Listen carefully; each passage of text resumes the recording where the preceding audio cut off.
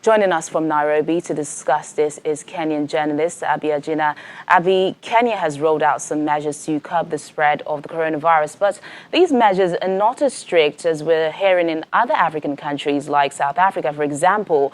Still, it doesn't seem like there's a high level of compliance in the country. Is this the case, and why? Well, thank you so much for giving me the opportunity to speak to you from Nairobi. And so far, the Kenyan government has been rolling out a number of measures in order to ensure that the population is well insulated. So far, we do know that the number of deaths are standing at 7, and the number of infections are almost crossing 200. But so far, the measures that the government has put in place, such as having a curfew, which starts from 5 a.m. to 7 p.m., it has been very effective in terms of containing the spread of the virus. What we can also report to you from Nairobi is that the level of measures that have been taken have been also criticized. A number of organizations have indicated that Kenya really needs to go on a full lockdown. But the government has remained very sluggish, saying that we're not yet we haven't gotten to the point where we need to go for a lockdown. So far, no lockdown has been put in place in Kenya. Of course, we know that South Africa, there is a lockdown. And of course, this has sort of assisted the country in tackling this matter. The beauty of the curfew in Kenya, it has also enabled people to get home in good time, and it has restricted a number of people interacting in the late hours of the night. The other measures that have been put in place is, of course, the closure of bars, pubs, and restaurants, which has also gone a long way in terms of reducing the spread of the virus. This has helped to flatten the curve for Kenya. That's what we can report as of now.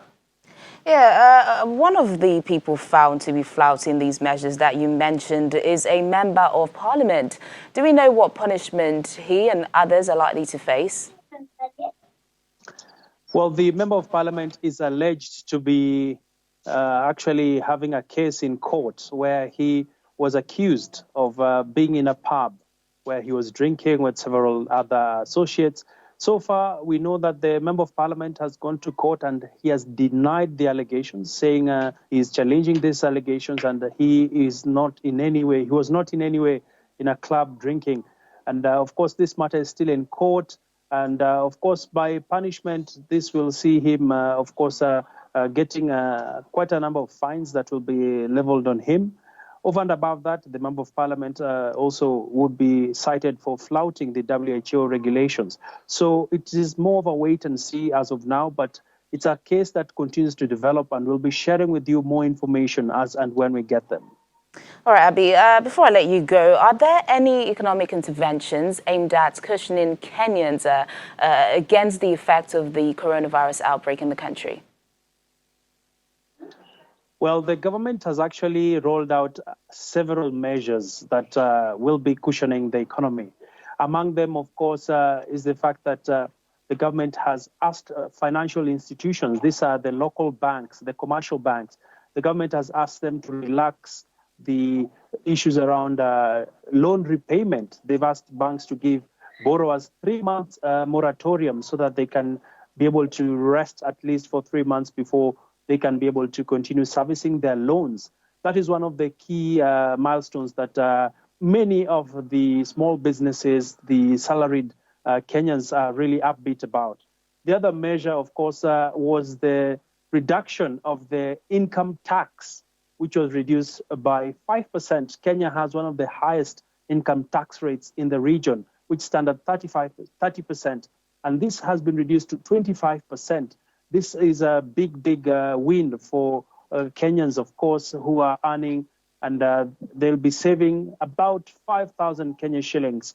That is an average about close to $500, if you ask me. The other intervention, of course, is on the value-added tax, which was reduced from 16% to 14%. This to see the basic commodities prices reduce over time. This basically are manufactured goods. So it will be a sense of relief for Kenyans. And lastly is the issue of rent. Many Kenyans are, of course, right now with many companies, they have asked employees to work from home. Some companies have asked employees to take unpaid leave. And of course, some companies are also downsizing.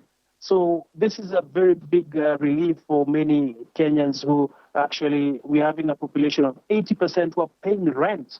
So for them to be given the opportunity through the Rent and Landlords Association to forego paying rent for a few months, it will be a sense of relief for them if all things hold constant.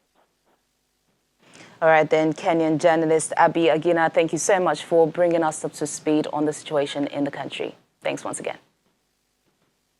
Thank you for having me.